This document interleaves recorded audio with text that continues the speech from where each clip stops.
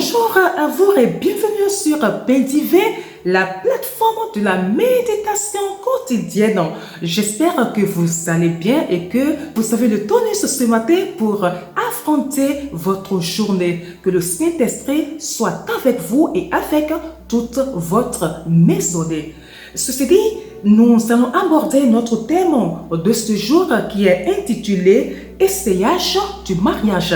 Essayage du mariage. Oui, je sais que c'est un thème assez atypique, mais très d'actualité.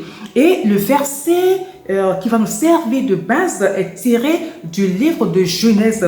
Genèse, le chapitre 4, verset 1. Je lis. De son union avec Adam, son mari, Ève devint enceinte. Elle mit au monde Caïn et dit alors, je créai un homme grâce au Seigneur. Je reprends. De son union avec Adam, son mari, Ève devint enceinte.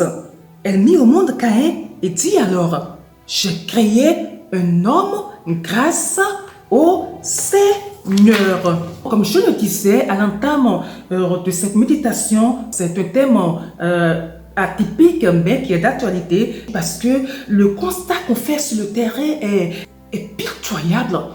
On sait que lorsque on reçoit Christ dans sa vie, on part pour la nouvelle vie qu'il nous offre, la vie de sainteté qu'il nous offre. On part pour vivre ses caractères. On part pour vivre comme doit vivre un enfant du royaume. On part pour accepter tous les commandements, tous les préceptes que Dieu nous a laissés et nous a demandé de vivre dans la sainteté. Le mariage est consommé une fois que l'union est scellée. Mais on voit que les jeunes d'aujourd'hui disent qu'il faut l'essayer.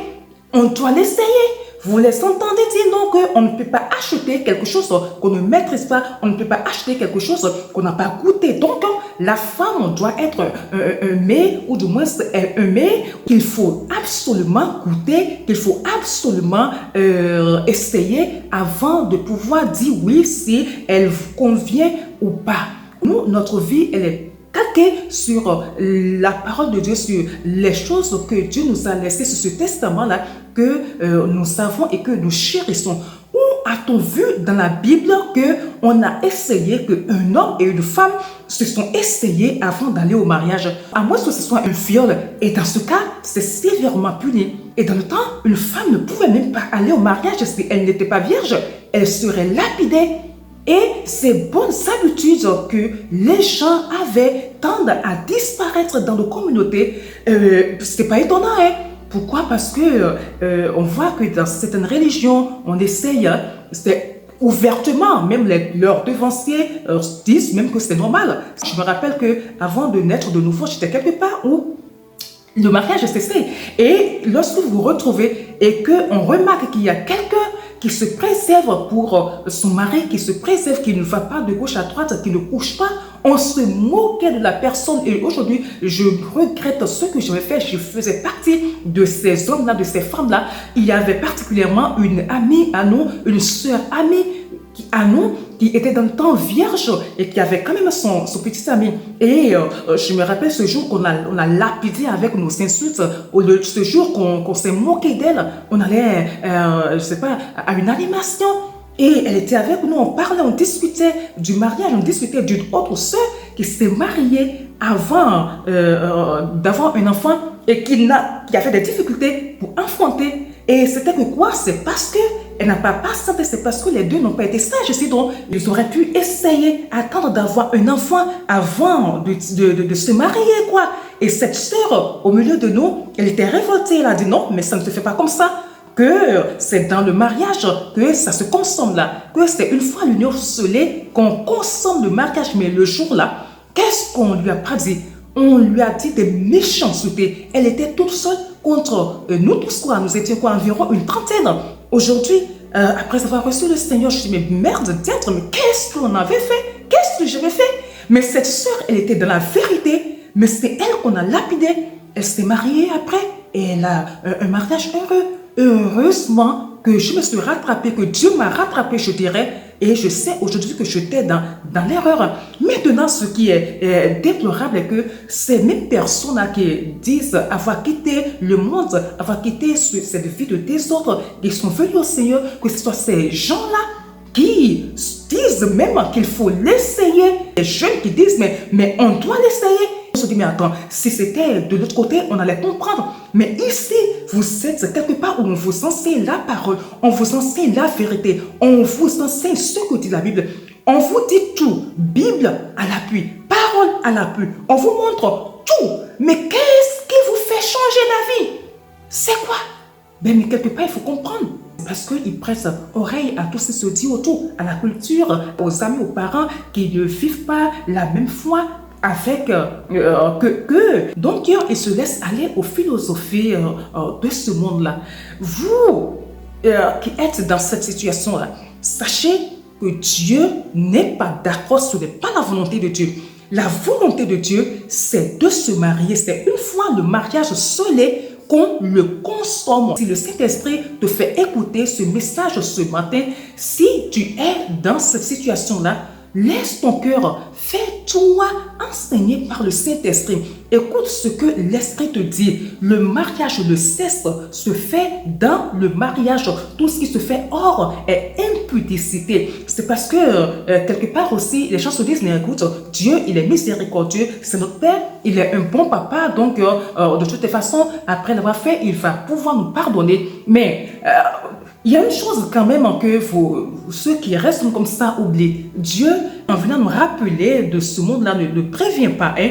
Alors, quand on se dit que oui, on va essayer aujourd'hui et après, on va demander pardon. Mais vous ne savez pas si dans la nuit ou bien le lendemain, vous allez mourir. Vous ne savez pas si vous mourrez avec ce péché-là. Qu'est-ce que la parole de Dieu dit par rapport à ça? Oui, Dieu est amour, Dieu est amour, mais à côté aussi, il est aussi le feu dévorant, il est aussi le Dieu qui sévit. Et il a, dans sa parole, il a dit ce qui attend les personnes qui vivent comme ça. Il a dit. On dit aussi que c'est affaire de pointu. C'est affaire de pointu. C'est comme des chaussures. Si mes pieds sont petits et après je vais mettre une chaussure qui me dépasse, mais qu'est-ce que je fais? Il parle du troisième membre là. Mais moi, je pense que c'est quelque part parce qu'on essaye, qu'on se dit que oui, on pourra tomber sur une qui ne va pas aller avec nous, sur un qui n'ira pas avec nous. Moi, je pense que si on est assez sage, si on respecte Dieu, si on fait les choses comme cela se doit, il ne peut que nous donner ce qui nous convient, la chaussure qui nous va, l'homme qui nous va ou la femme de notre vie et on ne va jamais s'en plaindre. Donc, je m'arrête ici et je récapitule pour dire ceci. L'homme et la femme doivent se connaître sexuellement une fois que le mariage est scellé. Une fois que leur union est scellée, il n'y a pas pour les enfants de Dieu que nous sommes, il n'y a pas d'essayage.